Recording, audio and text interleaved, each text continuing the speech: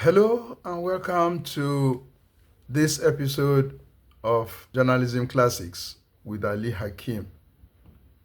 In this episode, tagged Newsroom 007, I shall be speaking about the attributes of a good news report. Kindly remember to like, comment, share Journalism Classics, and follow me on all social media platforms. Generally speaking, a good news report must address at least 6 basic issues. In journalism, these issues are commonly tagged with 5 W's and H. They are: the first W is who, second is what, the third is where, the fourth is when, the fifth is why. Why the H addresses the issue how. A good news report does not leave questions unanswered and does not leave the reader in suspense or still wondering what has happened by the time he or she has read the last paragraph. House style of each media house actually and the thrust of each story usually determine the sequence of the arrangement of these 5 W's that I earlier mentioned and the H. As I said, the first W, what, addresses what actually happened that a reporter is reporting upon. The second W, who, addresses who and who were involved in the story being reported. The third W addresses where the incident took place. The fourth W, when, addresses where the event took place, while the fifth W, why, explains why the incident being reported upon took place. The H addresses how the event unfolded. In some instances, all of these 5 W's and H can be rolled into one paragraph in the introductory paragraph of the story.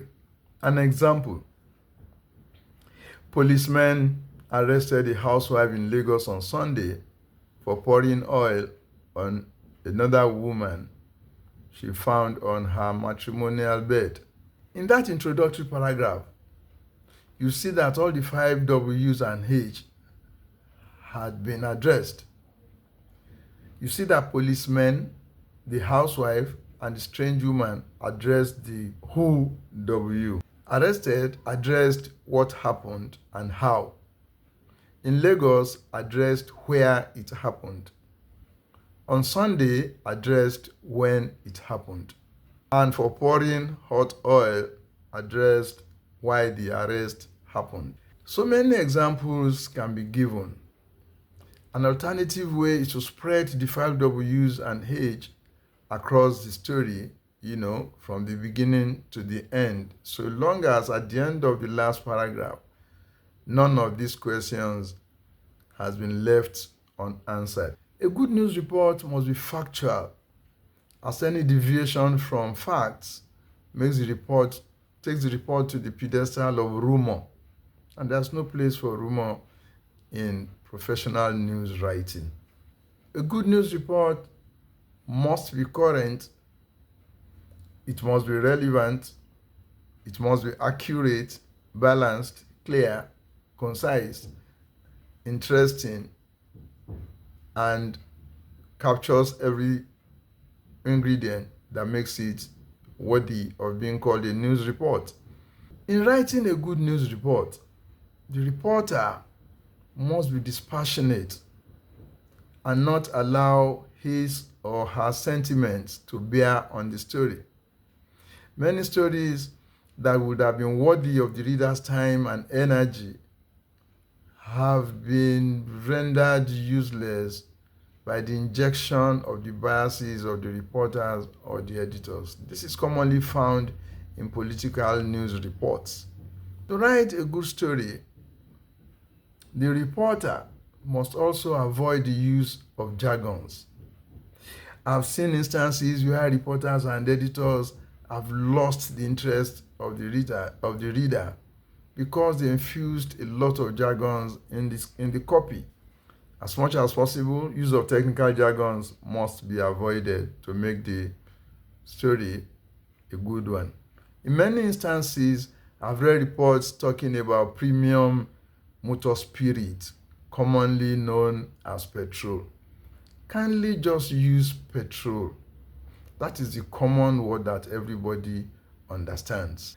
The same thing goes for the use of automotive gas oil and with the AGO in parentheses, then commonly known as diesel. Please use diesel straight off, as the technical jargon used earlier is redundant in the story and makes the paragraph to become unwieldy. I've also read many stories talking about cannabis sativa, also known as Indian hemp. For goodness sake, hemp is hemp. Cannabis sativa is its botanical name, and the reporter or the editor is not a botany professor. Your reader also is not a student of botany, of botanical science. Journalism is about communication. If you cannot communicate in simple language, you really lose the reader.